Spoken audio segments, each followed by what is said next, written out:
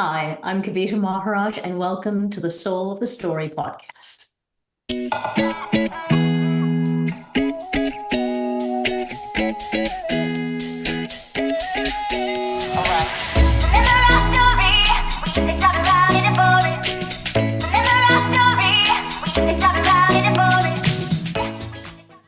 Welcome to the first episode of the Soul of the Story podcast. I am your host, your guide on this journey, Derek Tyler Attico.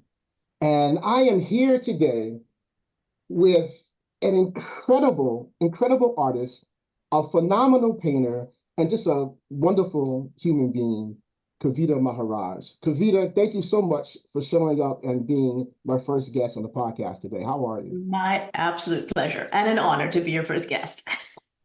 Thank you. We're just gonna go right into it. We have some images behind you, but we're gonna talk about all of that a little bit later. What I want to do is I want to start at the beginning of your story. So can you talk a little bit about where you were born, where you grew up, and your family? Okay. So it seems like a little simple introduction, but it is a huge part of my story. Which is great. That's what we want. That's great. And probably not always what's expected. So I was born in Canada. Okay. But my parents were both from the Caribbean. They were from the island of Trinidad and Tobago. And so when I was 7 months old, so baby, they moved back to Trinidad, and I obviously moved back with them. Right. And so I actually, even though I was born in Canada, I grew up in the Caribbean. I grew up in Trinidad till I was 13 years old. In fact, we left Trinidad to come back to Canada the day after I turned 13. Wow. Yeah. So my formative years were spent down in the Caribbean. And so I'm gonna get right to the part that's not expected, but I grew up with a lot of abuse at home. Okay. And so unfortunately, that, like I said, became a really big part of my formative story. Sure. But because I didn't have a good family life, I think that actually may have been what propelled my love of Star Trek, actually, as a kid. So, which is going to be a question of mine. So let's just go.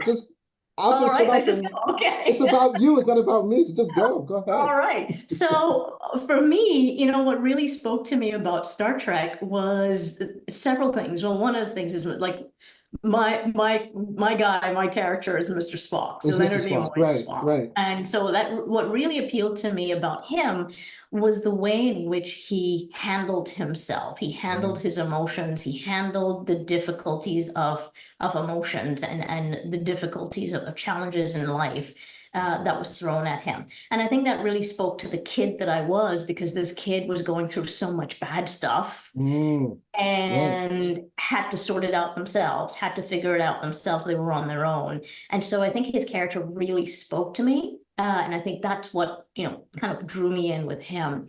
But as an overall with Star Trek, I think what really pulled me in as well was the fact that they always stood by each other. It didn't matter who was in trouble, they stood by each other, they fought for each other, they never abandoned each other.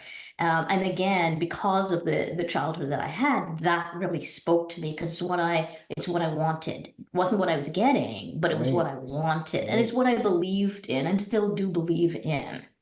I'm sorry, do you remember a first episode or the first time you either saw Star Trek or identified with Mr. Spock?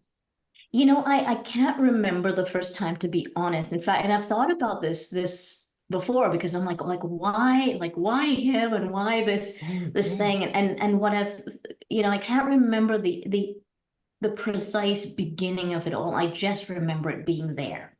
And because I grew up in the Caribbean, and of course, this is back in the 70s and 80s, in the Caribbean, we only had, for most of the time I was there, when you had two channels. And one of the channels on TV was, it only turned on at 6 p.m. to give you the news, and then it would turn off. So we effectively only had one television channel. But fortunately, that station actually showed reruns of Star Trek. So I do remember it always being there, but I don't remember it starting. But I do remember how important it was and the emotions that it brought up in me. An interesting thing that my husband asked me, because of the family I grew up in, he had asked me, he's like, why did you think it should be different?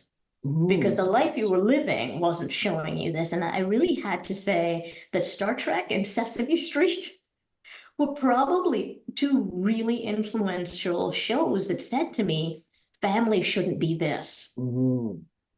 Family should be something different.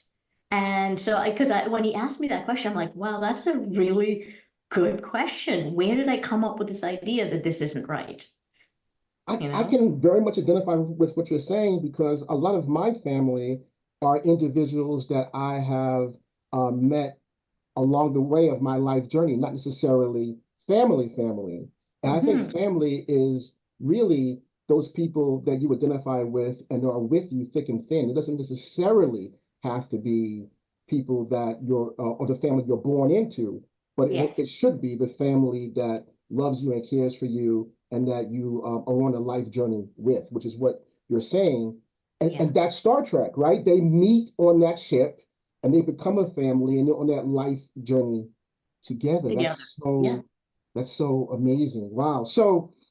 Okay, so you're in the Caribbean, and it's very interesting because to me, I'm thinking the Caribbean and the climate and the colors of the Caribbean, right? The beautiful sunrises, sunsets, and I'm wondering how all of that starts to maybe subconsciously influence you, right? As an artist, as a painter. And so I guess my next question would be, what is it, or what was the spark for you that started you off on this path, on this career?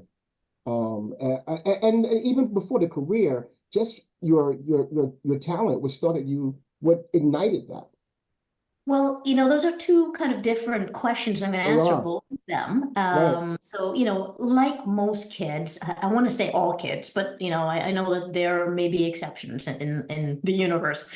But like most kids, I drew and I painted as a kid. I think most kids are inherently artistic.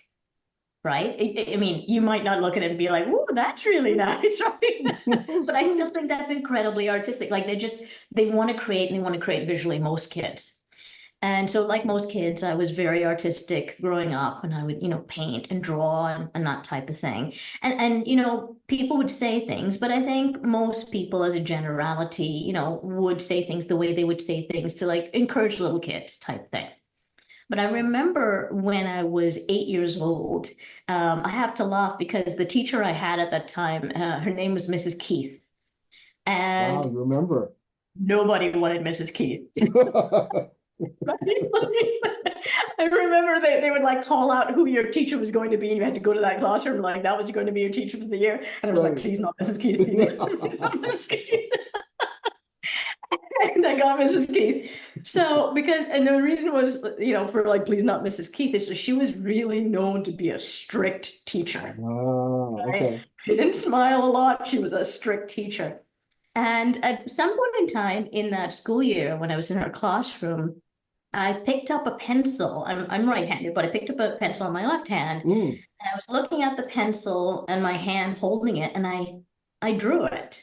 And it was just, it wasn't, weren't working on that, but I was in between schoolwork at that time. So I did this, and she came around and she looked down and she said, "Did you draw that?" And I said, "Yes." And of course, when I said yes, I'm like, "Oh, please don't be in trouble." Right? Right. But she looked at it and she said, "You drew this?" And I'm like, "Yeah." And she picked it up and she showed it to the class. Wow. She was apparently really impressed by this. And then she put it down and she looked at me and she says, "I want your first painting." Wow. And I That's think that amazing. was the first moment I can really remember where it felt like, oh, I might have something special. As in, I might have something noteworthy that's different. It's not just we encourage little kids. It's like, no, there's something that's about this here. And so I always remember her, and I always remember that moment where she looked at me. And again, I kind of go back to the home I was living in, the family I grew up with, is like encouragement was something that I could do with, right? So there's that piece where you asked, the question of like, what, when did your talent and whatnot like kind of start coming out? And I think it had been coming out, but that was the moment I became aware that I might have a talent. So Right? I mean, stop you really quick. So just to be clear, so you're 8 years old and you're right-handed, because I'm left-handed, but you're right-handed, and Yeah. you drew a picture of your left hand holding a pencil. Yeah. Oh my Because God. of course I needed my right hand to draw, but I Right, had because you to. needed your right hand to draw. Right. Oh my God. That's I've never heard that before. That's amazing. That's well, that says a lot. And she was strict, but she was the person that you needed at that moment to encourage you. Absolutely. Absolutely. And I gotta say, I mean, because she was strict and she didn't smile a lot and that type of thing, like her encouragement in some ways meant even more. Had more weight. Right, right, right. Oh, Right? wow.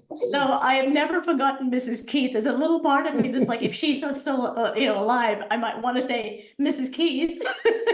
This is right. This is Right? she So, helped you. so Right. there, Wow. yeah, there was that. But the other question that you asked was about like my Star Trek work. Like, where did that start? Yes, yes. And so one of the other things I said, my upbringing, my childhood and whatnot was a big part of my story. Hmm. And part of that was that my parents were not very supportive of my love of Star Trek. And if I'm going to be fair and honest, it was actually mostly my stepfather, my dad, that for some reason he would get angry about it. And actually to this day, I don't know why. And the only thing I could think was that he didn't really grow up with this stuff and he didn't get it. But I don't know why it caused that type of emotional reaction. Right, And right. if I saw an episode and I got excited about it, I would see him get angry Oh, wow. about that. Right. And so I grew up with this message that what lit me up, what made me happy, also simultaneously made me unlovable. Mm, Like, mm. like I would be in trouble for being Right, happy, right? right. And so, because I grew up that way, I still loved Star Trek and it still lit me up, but I also simultaneously felt like I had to hide it. Like keep it tapped down, keep it tapped down. And I so, understand. fast forward into adulthood, Right. I meet my husband. He and I have been together 24 years Oh, now. wow. And Congratulations. he's Congratulations. right. Not easy, right? And Congratulations. thank you. So we've been together a long time, and he's incredibly supportive. And he was very supportive of my love of Star Trek. He loves Star Trek as well. I think he's a little more of a Star Wars guy, I have to Okay, admit, that's but fine. It's all inclusive but here. he loves That's fine. right. Right, right. Yeah. We'll take it. We'll take that. Right. Yeah, very inclusive. So but he was very supportive of my love of Star Trek. And then Mhm. one day I was sitting in our den and I'm looking at the television's there and the blank spaces on either side of the television. Right. And I decided I wanted to do a painting of Mr. Spock that would go on one side. And in my mind, I'd probably do like a Star Wars painting for him that would go on the other On the other side. side. Right, right. And so I say this to him, and he's like, okay. So at that point in time, I then start looking at photographs of Leonard Nimoy and whatnot to like find a reference photo where I'm like, that's my painting. Right. 2 years later, Derek, 2 years Wow. later, I look at my husband and I say, I can't do it. And he says, well, what do you mean? And I said, there's so many facial expressions, body language and whatnot that he has that's so interesting to me. I can't choose an image to do a painting from. And he looks at me completely confused and he says, so why don't you just do a whole bunch of them? And Oh, that's honestly, a beautiful Derek, thing to say. my mind just kind of exploded. And I thought to myself, this was the actual thought was, I'm like, I can do that. And it was because it had taken me so much to get myself to the point where I would allow myself to do one painting Right. of Star Trek, Right. one, Right. that the idea that I could do more than one never occurred to me. Right. And of And you course, could just he didn't open grow that up. door Yeah, like and just let that out. right? Wow. So I always jokingly say he lives with regret because what you see behind me is like this much of my Star Trek work now. I honestly, I'm not exaggerating. I have about 100 Star Trek paintings at this point. Wow. And And we should also mention that you are officially licensed to paint Star Trek. It's not, I mean, this is a phenomenal craft and love, but you are also officially licensed through Paramount CBS to do this, which is just phenomenal as well. well, So and as you're telling this, can you talk a little bit about that as well? okay, so I started doing these paintings of Spock, and it was just Spock, Right. because that was what I was focused on. And so I did a painting of Spock, and then I put it on my Facebook page, and then I did another painting, and I shared it on my Facebook page. And then, I was doing this for several months. And I actually was painting, one Spock, and then I'd paint an animal painting because I was working on an animal series at the time. Then I'd paint another Spock and then an Okay. animal. So going back and forth between them. And I was getting so much joy out of painting these Spock paintings that I got myself to the point where I thought, I'm so happy doing this that I want to share this happiness basically with other Trekkies. Wow. Right. And so at that point in time, I opened up an Instagram account and I did it anonymously. It's Oh, still the wow. Instagram account I have. It's called Commander Spock at UFP. So sorry, at Commander Spock UFP. And so I didn't use my name. I put Commander Spock UFP was the name. And I didn't Right. put my face. And so there was no, Right. It was just acknowledgement the of work. me. Just the work It was just the was being work. represented. Right. And I did Wow. this purposely because I will also mention that I own and I run a yoga studio and a yoga school. Yes, I want to talk to you about that too, but this is great. We're getting it all in. So you're right. Go ahead. Just Okay. go. So, and as a result, I have a lot of students, and I didn't want my students to follow that Instagram account, not because I was embarrassed or anything of the sort. I didn't want them to follow the account because they wanted to support me. Mm, I only wanted people to follow that account because the work spoke to them and they got wow. joy from it. So Wow. that's why I kept myself out of the account. My face Right. wasn't on it. Now my face is all over it, but Right. my face Right. But wasn't as it on should it. be. But I understand. I understand the initial reason. It's like someone writing a story and just sending it in and just anonymously. I definitely understand that. It's Wow. just the work. I'm not part of it, Right. right? Right. So, and what happened was people started following the account, and then I started getting messages from people saying, I love that painting. I want to buy that painting. And I'd say, I'm really sorry. It's a labor of love. It's not for sale. And it would happen over and over. I'm really sorry. These are labors of love. They're not for sale. I'm really sorry. These are labors of love. They're not for sale. And then one day, a friend of Leonard Nimoy contacted me, and I said, and he wanted to buy the paintings. And I said, I'm really sorry. These are labors of love. They're not for sale. But But that speaks to who you are, though, and your love. That says a lot, though. Wow. right? Wow. Because you'd think when a friend of Leonard Nimoy contacted me, I'd be like, sure, you can. Sure. Right. But Right? no, you But it was didn't. like, I I love said the that. exact same thing to him as I did to everybody else. But at that point in time, I actually started to feel selfish. And it was because I had opened up this Instagram account and was sharing the work on it because I wanted to share with Right. everybody and I Right. wanted them to like get joy out of it. And Right. now I was starting to feel like unintentionally, I was starting to feel like I was saying, here's the work, you can't have it. And that's not what I wanted. Right. So I thought about it and I thought, okay, I was doing these paintings for me because I just, they're labors of love. I Right. was Right. doing them for Right. me Right. and I didn't really want to sell these paintings, these originals, but I'd be willing to sell prints. And I'm an above board type of person. And so when I decided that I wanted to sell prints, the next thought was, if I'm going to do this, I need to do this the right way. Right. I see where you're going. Right. Right. Right. Yeah. Right. So what that meant contacting CBS. And to Yeah. be very honest, Derek, I did not want to contact CBS. for two reasons. One is I felt like once I contacted CBS, I was going to be on their radar. That's how I felt. Right. It'd be real. Well, and the second reason was I honestly didn't think they were going to give me the time of day. It was the first reason that scared me. The second reason, like, yeah, they're not going to give me the time of day. Oh gosh. You're So so wrong. right. So, but back then, it was before the last couple of mergers. Back Right. then, it was just CBS. Right. And there was a page on their site where you could go in if you wanted to get licensed on a property, you could go in and contact them. Right. So I sent an email through their website, and 12 hours later, I got a call from because they had at that time they had an agent in Canada. They got the agent in Canada to contact me. Wow. And so I explained to them what I wanted, who I was, what was going on in terms of fans contacting me and me wanting to offer prints.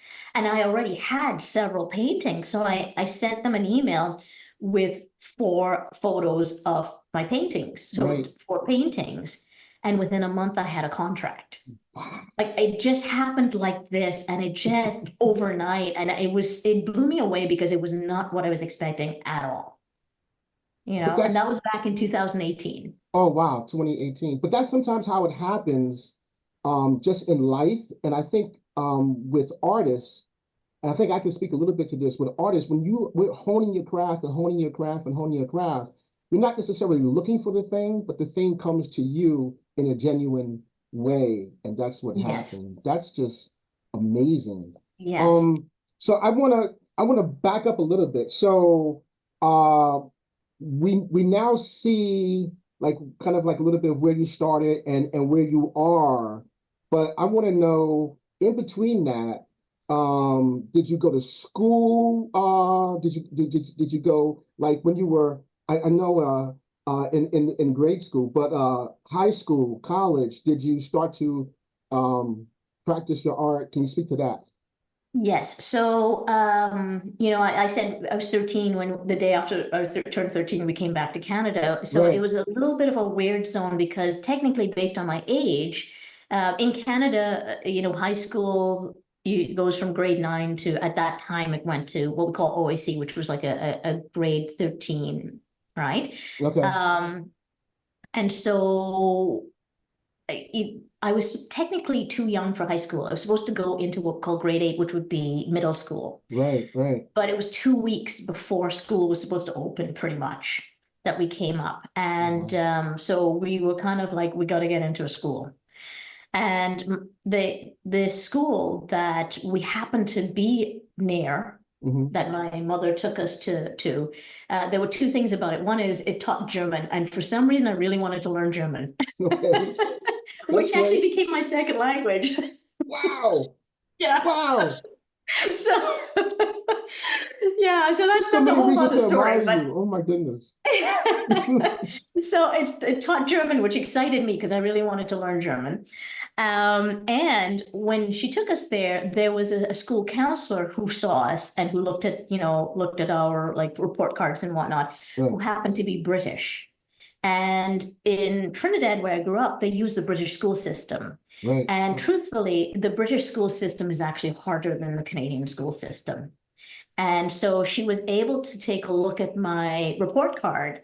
And because she was British, she knew what she was looking at, and she knew that I'd be able to do high school. To do well. Right. Right. Right. Wow. So she let me into high school. So I started high school at 13, which was a little wow. early. That's a little early, but that's great.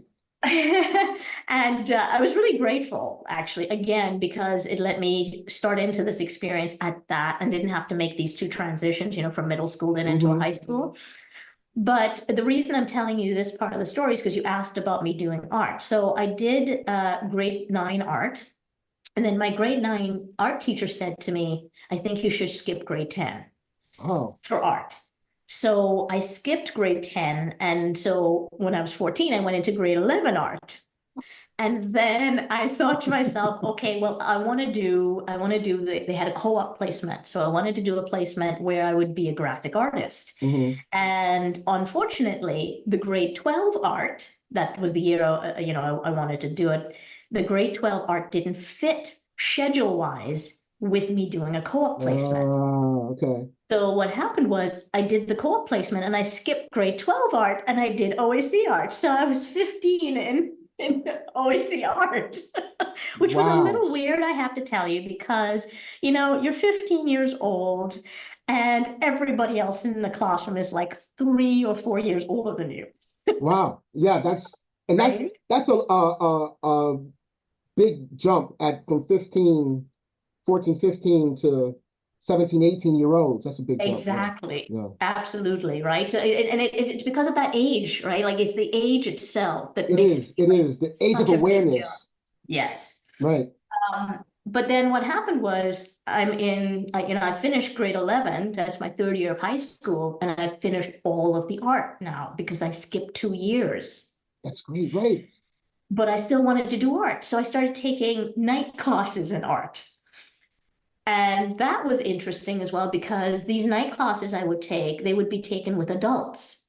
So I was like the youngest person in my class. And I remember I had this art teacher in one of those courses, like night classes I was taking.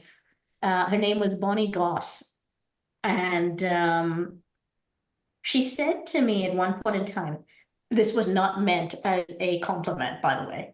She Okay. looked at my work and she said, "You paint like a mathematician." And then what Wow. she said, and you know what? She was absolutely right. She said, "You paint like a mathematician." She said, "Your paintings are too perfect. They're like photographs." She said, "Painting should have bloops and blops in them." I still remember exactly what she said to me. Wow. Right. That's And having moved along and experienced things and whatnot, I'm like, yeah, she was completely right. yes. Yes. Yeah. But Yes. what was also interesting to me though was when she said you paint like a mathematician. Remember, Mr. Spock was the person who really spoke to me. Yes. What she could see was the way in which I really controlled myself. Mm-hmm. And I Mm-hmm. controlled myself again because of the childhood that I Mm-hmm. had. Mm-hmm. Like all of that stuff came up Mm-hmm. in this person who had to control themselves to deal with the chaos that was around them. Right. Right. And And it it was was now coming out being in, reflected in your art. yes, exactly. It was Right. showing up in my work. Right. In your work. Right. And so Wow. I finished high school taking these night courses periodically in order Mm-hmm. to keep doing, art on top of my other schoolwork. And then I went to university for fine art. Oh, wow.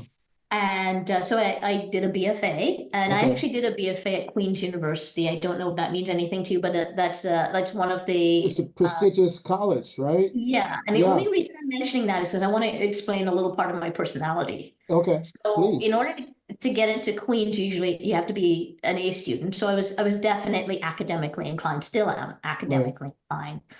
But it was that, I had applied to 3 universities for fine art. And one of them was the University of Toronto, which I got into all 3, but I didn't go to U of T because U of T never looked at any of my work. They let me in purely on my marks. And Wow. I thought to myself, if I'm going somewhere for art, you should see You my should look work. at my work. Exactly. Yeah. Absolutely. No, So, absolutely. so yeah, so that kind of went, no, that you're not an option. Thank you, but you're not an option for me.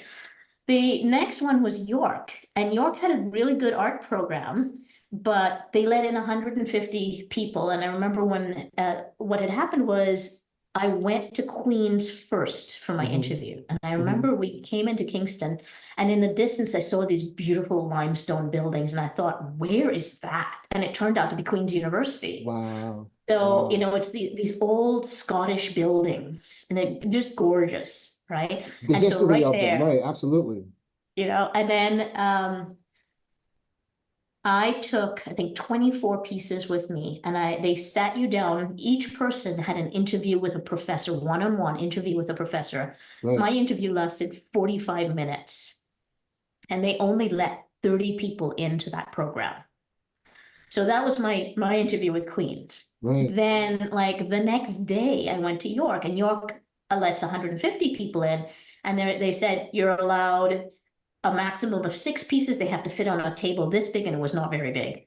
This big. You had to put your work down, and then they carted you off into another room where you had to watch a slideshow where they basically kept you busy. He never spoke to any of the professors, any of that stuff. And the buildings looked like my high school. And so for me, I was like, I want Queens. That interaction, right, Yeah. that you had in Queens, that makes a lot of sense. And I definitely Absolutely. understand Like it was like there was a specialness about it, the fact that they took the time, they looked at your work, Yes. they interviewed you. Right. Like they had to look at all of the, I think in my year when I was going, 384 people applied. Wow. And they only let in 30 They people. only let in 30. And Yeah. you were And so one of them. that little piece of my personality was, I remember actually going to a school, an art school. This is in high school. I went to another, I didn't go to my counselor in my high school. I went to a counselor in the art school to say, hey, I'm looking at university for fine art. What would you suggest? Wow. And the counselor looked at me and he said, how are your academics? And I said, I'm an A student and blah, blah, blah. And he said, because, you know, there's Queen's University, you wouldn't usually think about it for fine art, but he said it's really hard to get into. And that was the moment my mind went, that's the one I want. That's the one I'm going to go for. Right? Yeah. The moment he said it was hard, and that shows you something about my personality. Absolutely. It's like, oh, that's Absolutely. a challenge. I'm up for it.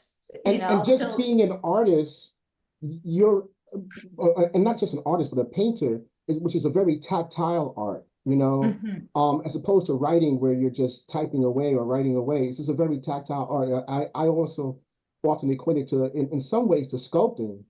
And so it's just very interesting that the interview that was very personable, a very human or relationship is the one that you chose, on top of it being a prestigious school. It makes a lot of sense. Seeing and understanding you, it makes a lot of sense that you would go. Yeah, that I would want that connection and I would want meaning behind anything that I was doing, right? So yeah, you can definitely see pieces of my personality where you're like, a challenge, I'm up for it. Connection, I want it. You know, a sense of magic and specialness in life, I want that. Wow. You know, and I don't mean for me to be special. I mean, like, I want life to feel magical and special. No, I definitely, as a writer, I definitely understand it's not so much about you, but you're trying to pour these things into your work, and you're hoping that these things are seen or felt by the person that is experiencing them. I totally understand.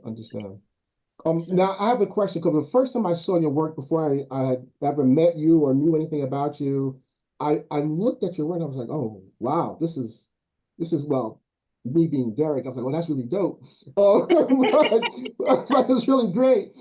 But what struck me, the initial thing that struck me was two things. First was that I couldn't really tell.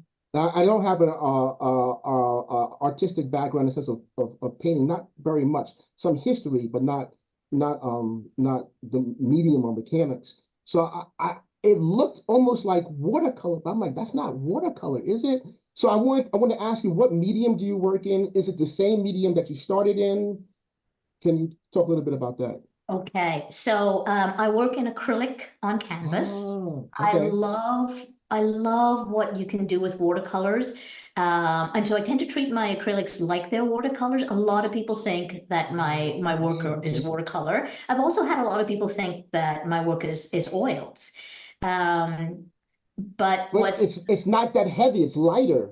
Yes, it's lighter, right? So I definitely have a lot of people look and think it's watercolor for sure, but it's actually acrylic on canvas. One of the things I like about acrylics versus watercolor is that acrylics is so much more forgiving than watercolor.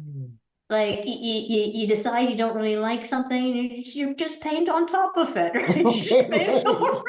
Right? It dries your paint again, as opposed to watercolor. You have to have a certain amount of, I know where I'm going with a piece. And I like the freedom of not knowing and being as surprised as anyone else as to what comes out at the end of a piece, right? So that's one of the things. It's not the medium that I worked in all the time. I mean, if I was at home, I would tend to work in, you know, acrylics for the most part, watercolors as well. But at university, we did a lot of oil painting. Oh, And this is going back to Bonnie Goss, my one of my night night school school, art right, teachers. right, instructors, right. When I met Bonnie, I was 16 when I was taking her class, and I remember she had just turned 50. Oh, wow. So remember, this is a night class, so everybody in the room, well, except for me, were adults. So Mm, adults are taking these night classes. And I I see, remember I her see. saying to all of us that oils were not allowed in her classroom. Oil paints were not allowed in her classroom. That if somebody insisted on painting in oils, they had to bring a tent with them with its own exhaust system, etc. And she said at that point in time, she said, I used to paint in oils all the time until I started coughing up blood.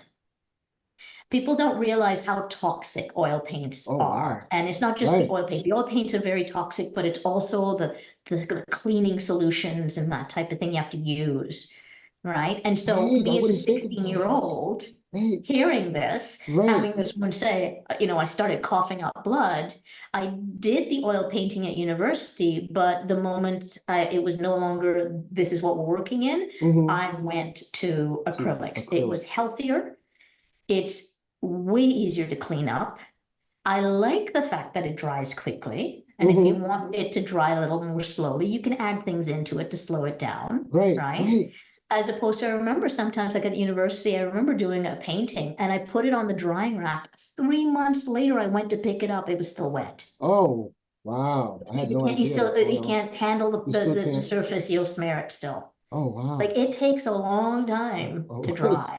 wow. Yeah. Wow, that's that. Well, see, now you're educating me because I had no idea about that. Thank you. And you're talking about health. And so what I want to do is move into or ask you a question about you being a yogi and how that, when did that start? How has that played in your art? Because I think a lot of artists don't realize how important it is to be healthy, a healthy body, but also a healthy mind, and what Yes. that takes. Because when you're telling stories in any medium, it's hard to do if you yourself, if your story is something wrong with your story, if your story isn't at its peak. So can you talk a little bit about that as well? Absolutely. And I'm actually glad you asked about, my story related to yoga, because actually, again, it's a big part of who I am. And it ties in with everything. Again, Okay. going back to those formative years. So my father, not my stepfather, not my dad, my Right. father is a yogi. And he became a yogi after he and my mother separated and got divorced. So I was 2.5 years old when they separated. Wow. And so he became a yogi.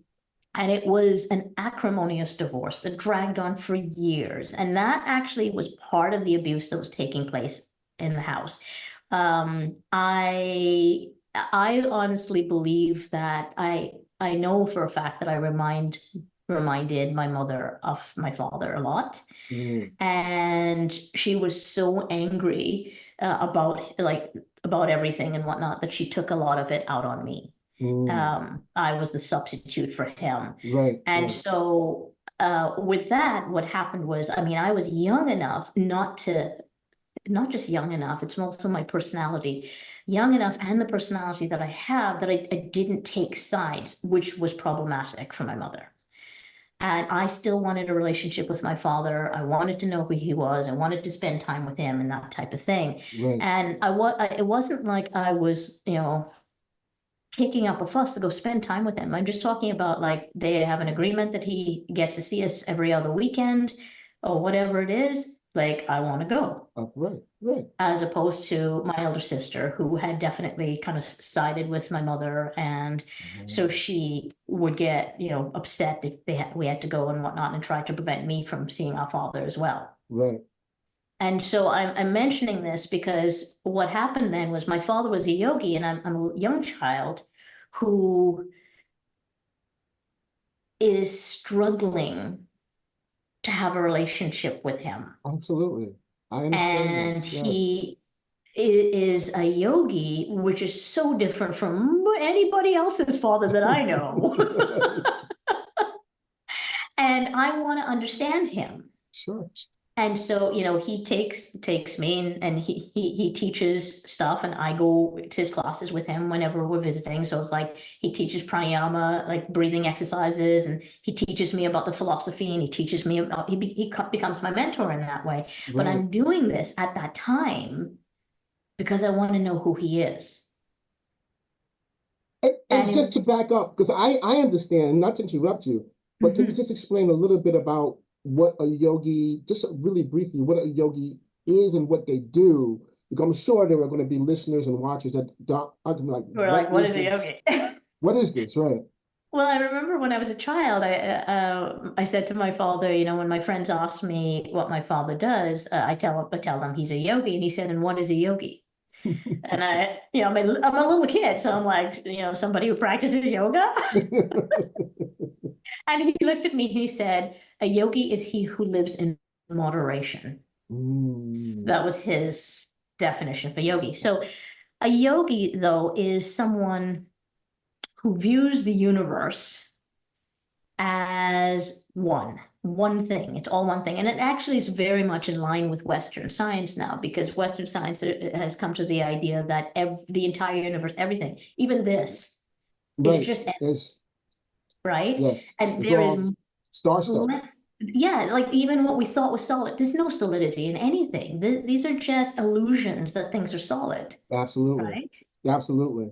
And so a yogi, in a way, a yogi is a scientist who looks at the universe as being one thing. It's all just one. There's no division in anything. The Mm-hmm. divisions we see, like the idea that there's a me and there's a you, there's a floor and there's a painting and there's a ceiling. All of that is just an illusion of the mind that mind is creating. It's putting skins over things. Right. And the Wow. idea is that we are here in this world, in this life, in this physicality, in order to have experiences to get to know who we actually are, to understand our nature, which is to understand the nature of the universe. And so when my father said, a yogi is he who lives in moderation, what he was trying to say to me is that, when we say this is good and that is bad, that duality that we create with things, we're like, this is hard, this is soft, Right. I'm Balance. short, somebody else is tall. Right. All of that is illusion. It's the mind trying to put things in categories. And when Mm-hmm. it does that, when it creates these dualities, hot and cold, good and bad, when it does that, it's missing the real nature of the thing. Right? And so he who lives in moderation is he who is able to see that everything is the same thing, and that it is not, in fact, there's a phrase in yoga, neti neti, which means not this, not this. Mm. Even when I say not this, the mind probably said not that, not this, Right. not that, Right. right? And that's the Not that. duality. Not this means nothing is this or this or Mm-hmm. this. It is everything. It is everything. Right. So not to not get too deep on it. No, no, no. But it's to coin a term. It is fascinating because speaking with you and just looking at the progression and the how you identified with Star Trek and then how you identified with Mr. Spock specifically, and now the connection with your father, and I'm thinking about all of your beautiful paintings, and when you're painting, I see these individuals, but you're creating almost to coin a term, you're creating the soul of a person in these paintings. And I think a lot of that comes from what you've learned through your father and now you being a yogi. Was that fair to say? Yeah, I would absolutely say yes, absolutely. In fact, what I would say to you is all of these paintings, everyone around me, what I try to see is that it's like, oh, there I go, there I go, there I go, there, that's me, that's me, Right. that's me. I remember at one point in time, I used to say, I would love to make, like, I'm just going to randomly pick a number and say 1,000 clones of me. And it's not Mm. so I could get more work done, even though I definitely like to get more things done. It's not because I wanted to get more work done. I wanted to create like 1,000, a million, whatever it is, clones of me. Right. because I wanted this one to choose to do this and see what happened.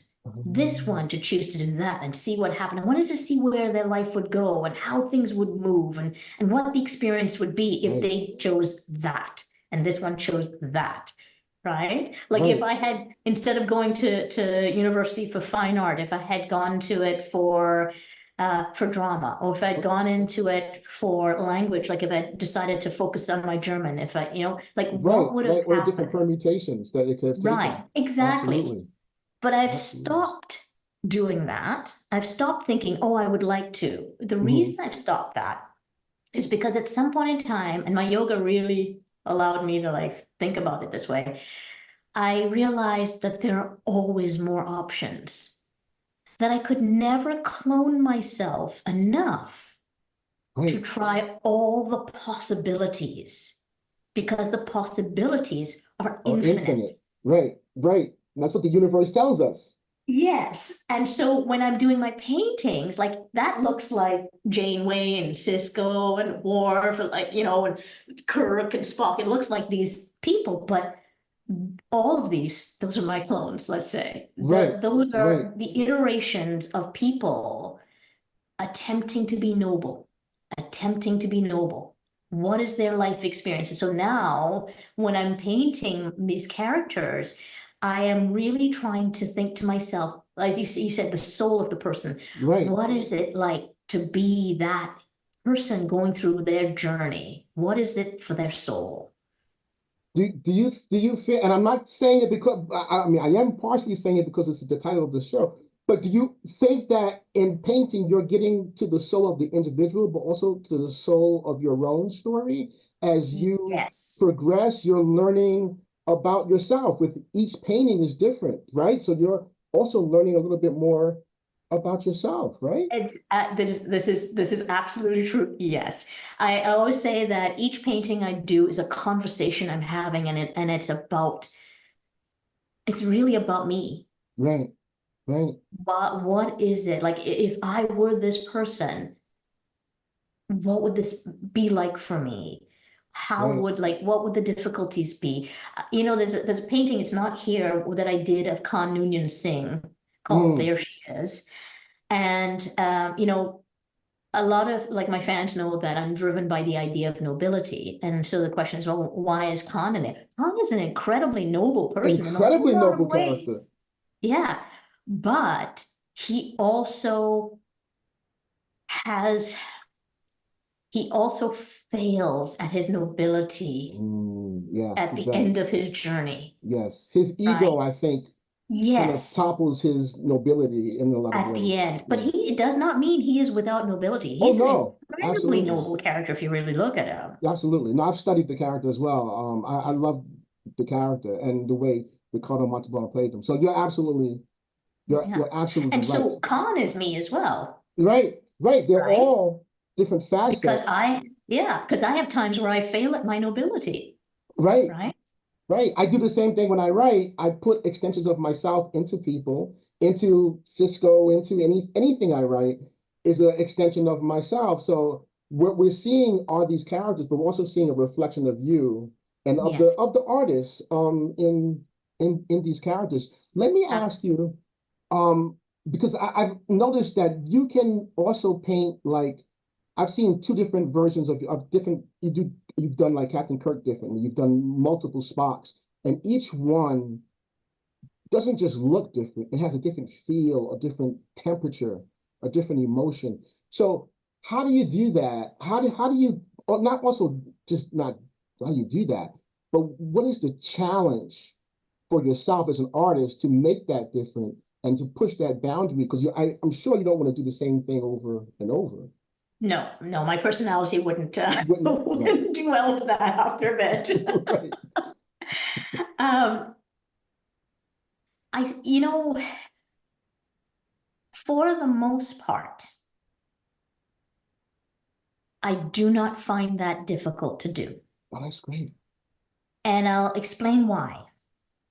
For the most part, I don't find it difficult to do because I'm not trying to create an approximation of the person. I'm trying to,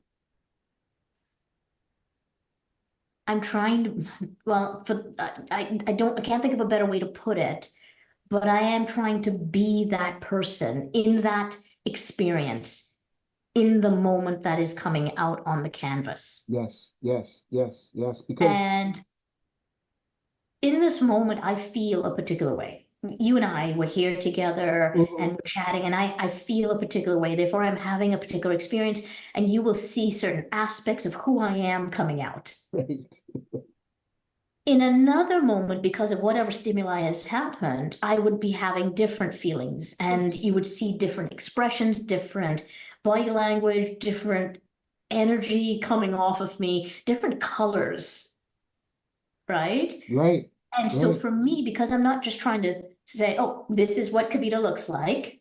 I'm not trying to create an approximation. I'm like, what is it to be Kavita in this moment? So when I'm painting a character, even if I painted them 10 other times, I'm like, what is it to be them in this moment? What's taking place right here for them? right, right. In acting, they have sense memory, and I've taken a little bit of acting. So when I write, I try to use sense memory for my writing to make it emotional. And it strikes me that your paintings are very emotional because your use of color is so incredible because you may be capturing a scene like the scene like the Cisco or the Picard and the Boar Queen, but there are never that many colors in that shot that we've seen in that film or that show.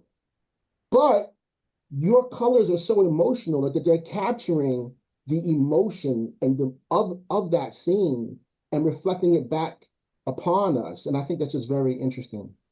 Well, there are a couple things I want to say. One of them relates to color here for a second, and I think it's important for me to say this because it's an important part of my journey. It's an Okay. important part of my story. Is that at one point in time, I really honestly felt that color was my weakness as an artist, Oh, wow. Wow. and I remember actually at university because I was so convinced that color was my weak point. Because if I painted a sky, there'd end up being a rainbow of colors in the sky, right? Right. Right. And so I remember we were given like a little exercise to do at university, and I decided for myself that I was going to just paint this little sketch painting Mm, with three colors. That's it.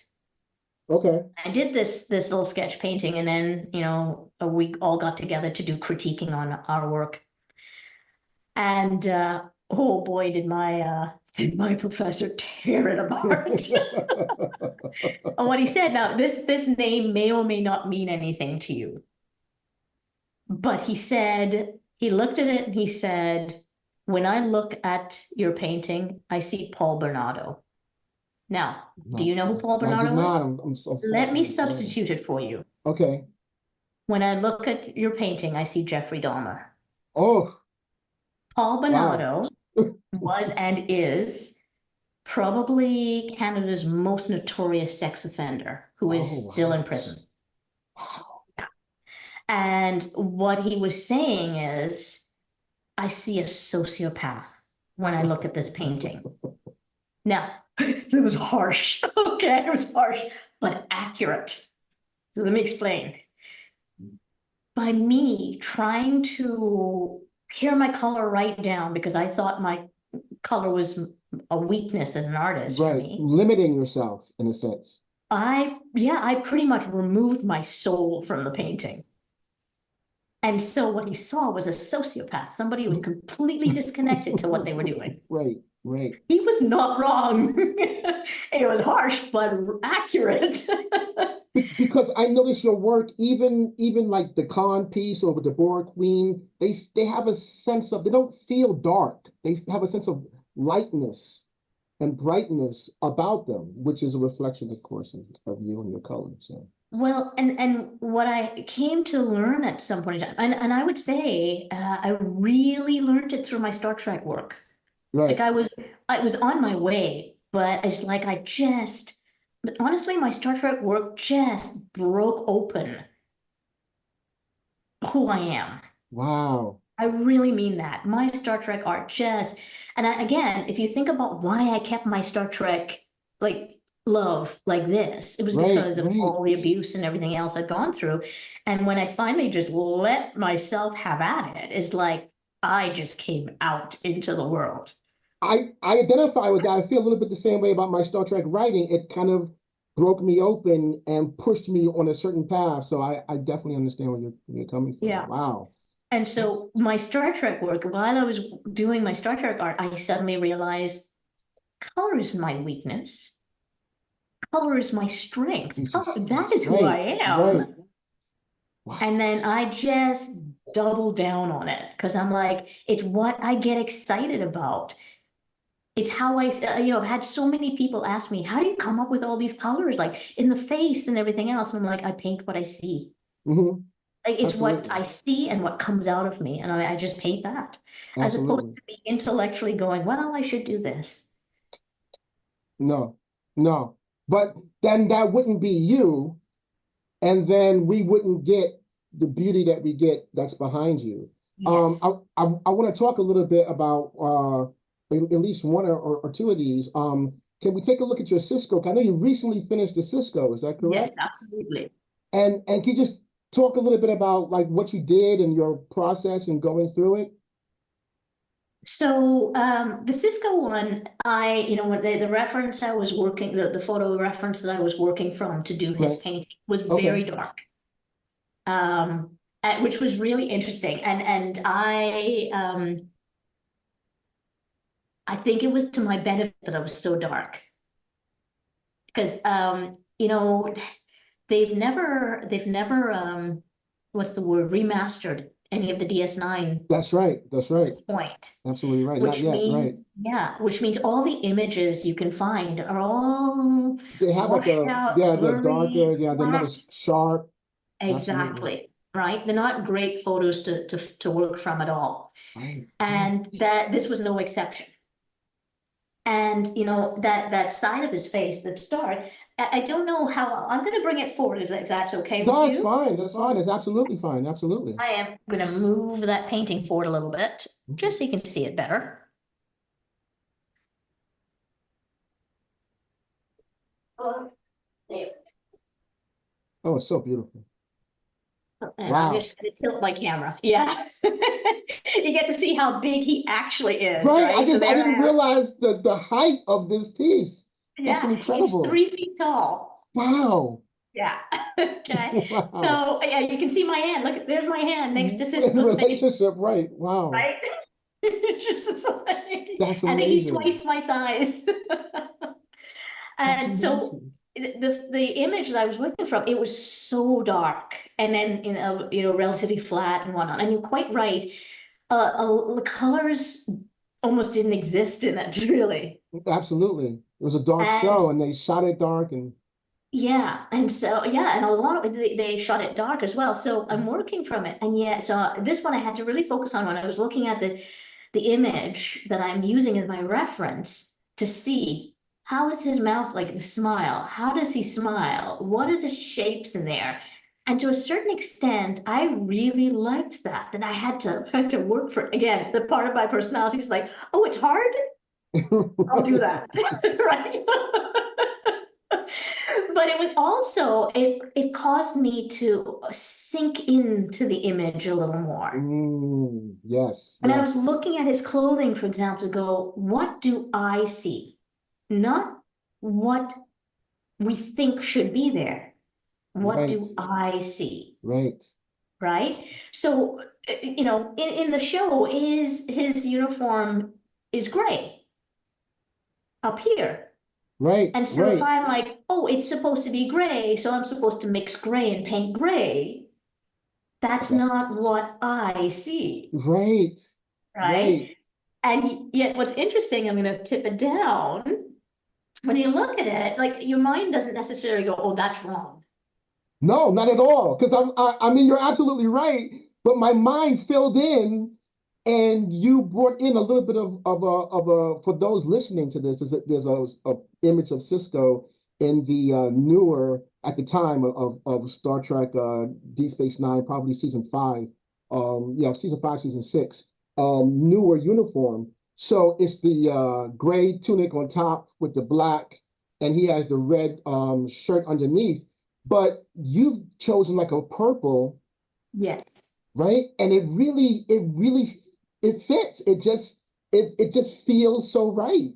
The eye and the brain just makes it work. Yeah, it works, right? It And it works. works. And I'm not making it work intellectually. I'm like, that's what I see. That's what you see. Like when I look at you right now, Derek, on the screen, like if Right. I were to paint you, like there's a lot of green here. Oh, wow. There's some beautiful like pinks in there, Wow. I some never. like a bit of orange right here. Like, and as I'm describing that, I'm getting excited. And that's what I Right. had to realize is that this is me coming alive and Yes. whatever. Remember what I said earlier, where I said I want life to have magic to it Yes. and be special. And I said it's not me that I want to be special. I want life to have that sweetness to it. That's where I find the sweetness. I'm like, look at those colors, and I get happy. And And in a that fuels you, way, doesn't it? It fuels you as a painter and gives you that inspiration to go forward and keep going, right? yes. Yeah. And I will say that that was something I had to learn to allow for myself Right. because of how I grew up. Right. Because, and I will say, I mentioned growing up with abuse, and one of the types of abuse that I went through was physical abuse. My mother was a violent woman. When she would get angry, she was violent. And so I really, I really learned as a child that I gotta, first of all, she could get set off by anything. Right. Right. Things that didn't make any sense to me, she could get set off by, and Right. completely out of proportion, even if you did do something. And so I really learned to hold myself in like that. And what I didn't realize until I was really kind of bursting out into the world was how much I had learned that being genuinely really happy was unsafe. Mm, Because of course, mm. if I got really happy and really excited, Right. It could it become could cause right. me to get hurt. Right. I could be beaten, I could be whatever it is. Right. And not even because you're necessarily doing anything wrong. Right. Right. No, And no, so, I understand that. But yeah. And we are so when I get thankful. happy about color, it's a real practice to go, ooh, follow that. And you have, and what is inside of you is bursting out, and we Mhm. love that. I love that you have grown into the person and artist that you are, because everything inside of you is on these canvases. Not everything, but you understand what I'm saying. But your emotion is just on these canvases, and it is represented through these characters. But it's so much you now. Just speaking to you, I can see just how much it is of you as well, which is just so beautiful. I want to talk to you about. I just have a few more questions. Because we're going a little bit over. I thought it would be interesting to talk about the two F's that no one ever talks about in art, um, fear and failure.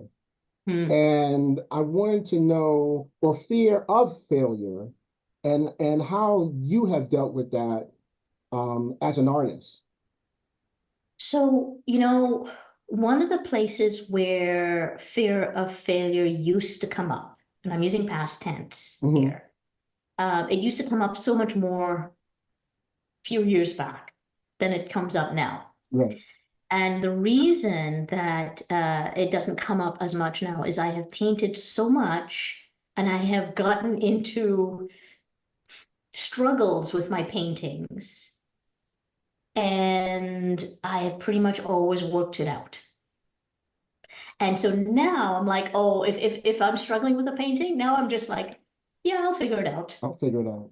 Right. This is just the struggle part. Like, Right. oh, we've been here 6 million times, so don't worry about it. Right. The We know we confidence get by past it. doing, you gain Yeah. confidence, right? That's exactly what it is. I now trust myself. It doesn't mean that everything has to be going right all the time. Right. I trust myself to get through the difficult parts. I Absolutely. get I trust that I have the ability to work it out. Right. And, one of the things I'll say there is that, when I was less of an experienced artist, I might be doing a painting and there's something in the painting I really like Hmm. and stuff that's not working. And I used to be afraid of destroying the thing that I really like while I'm trying to fix the thing that's not working. I used to do that too. Yeah. The temptation was just to leave it. Right. So at least you saved the thing you liked, right? Right. But what I learned was that all you do is guarantee that you're always going to be unhappy with it. Right. So Right. I learned that I had to push through, I had to fix things that weren't working, which meant I had to risk the thing that I Yes. loved. Risk. But now, as a result of confidence, I have also learned that it's okay to destroy something I love because I can create something again that I love. Yes. And sometimes we play it safe, and by playing it safe, we actually restrain ourselves and we don't Absolutely. allow ourselves to tell the story that we really could tell. Not to say that we don't Yes. tell a good story, but we don't tell the story that we really could tell. And Yes. if you played it safe with one painting, maybe if you just got rid of it and started all over, you could have something else. So I definitely understand what you're saying. All right, so we're gonna get ready to close things up. This has been an incredible hour. Oh my gosh, we could just keep going. But this has been an incredible first hour. I want to ask you just a few quick pace questions. Just things that I thought that people would like to know and about you. Like, do you have a favorite book or film? Oh, ho, ho. Are we talking Star Trek or period? Anything. It doesn't have to be Star Trek. It could Okay. be anything. So right off the bat, I mean, there are a few that could come up. One of my favorite books was The Poisonwood Bible by Barbara Oh, Kingsolver. I don't know okay. if you've ever read it, No, this is a little but bit selfish. I want to learn what people are reading. So, okay. It was called The Poisonwood Bible. I remember it was lent to me by a friend, and I read this book. And as soon as I finished it, I took it back to her and then drove to the bookstore, bought a copy, and started reading it again. oh And it is wow, not a little book. It's like a book that's, a right? couple, two to It's three thick. inches thick, right? Barbara Kingsolver, The Poisonwood Bible. Having grown up in the Caribbean, she has most of that book written in Africa. Okay, And having grown up in the Caribbean,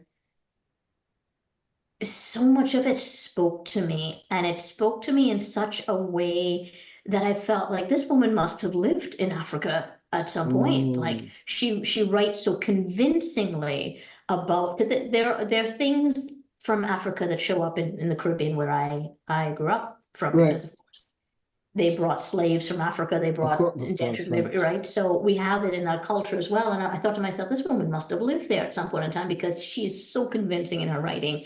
And I don't think she ever had. So that surprised me. She Wow, did an incredible job there. that's amazing.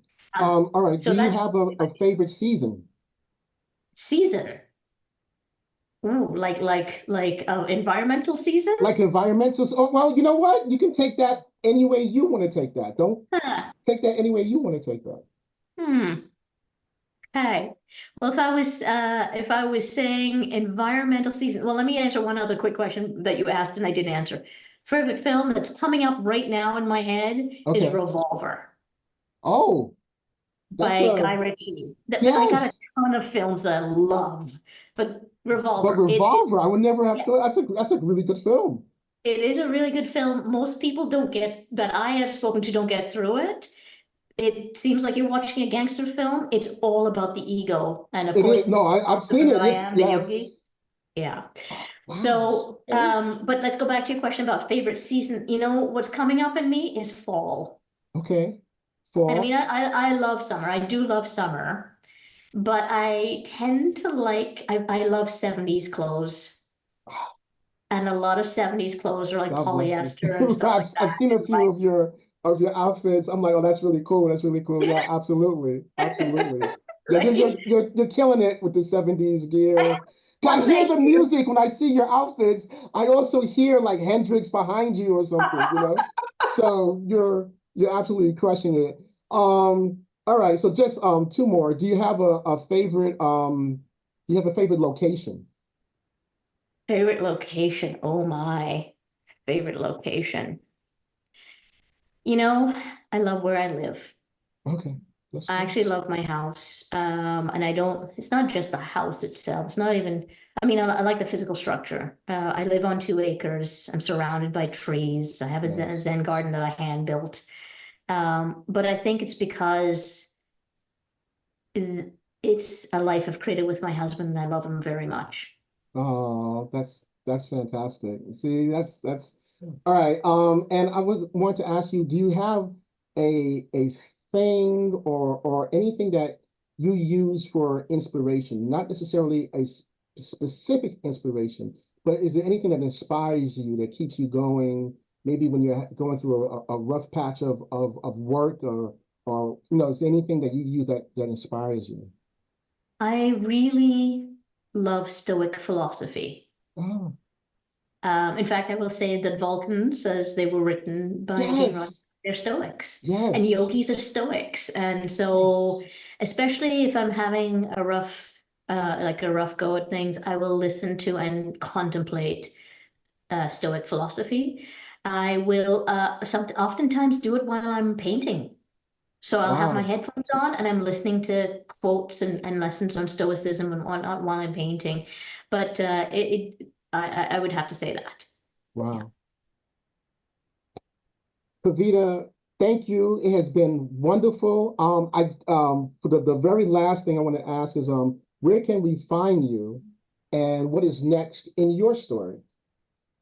So you can find me, I said on Instagram, which Right? is at Commander Spock UFP, as in United Federation of Planets UFP. You can find me on Facebook and, of course, the website where I've got the work that I actually offer to fans. That you will find at retrospectstudios.ca. You can go to the collect page where you'll find, the images like Cisco, and you won't find Cisco yet. He's not released yet. Not yet. Not yet.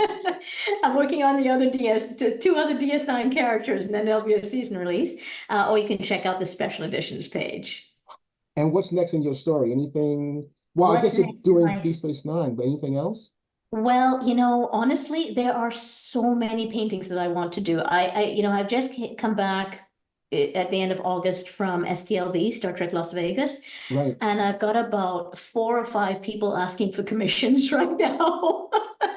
And so and I don't want to work on just commissions. So for me, what I want to do is finish my DS9 sequence, then work on a commission, then do another painting for me, then just like I did with my animal painting Just in my like, Star Trek right, page. right. You see how this is becoming who you were and who you are actually gelling together and really Yeah. it's really a beautiful thing. I really believe that the whole point of life is to just become really good at being you.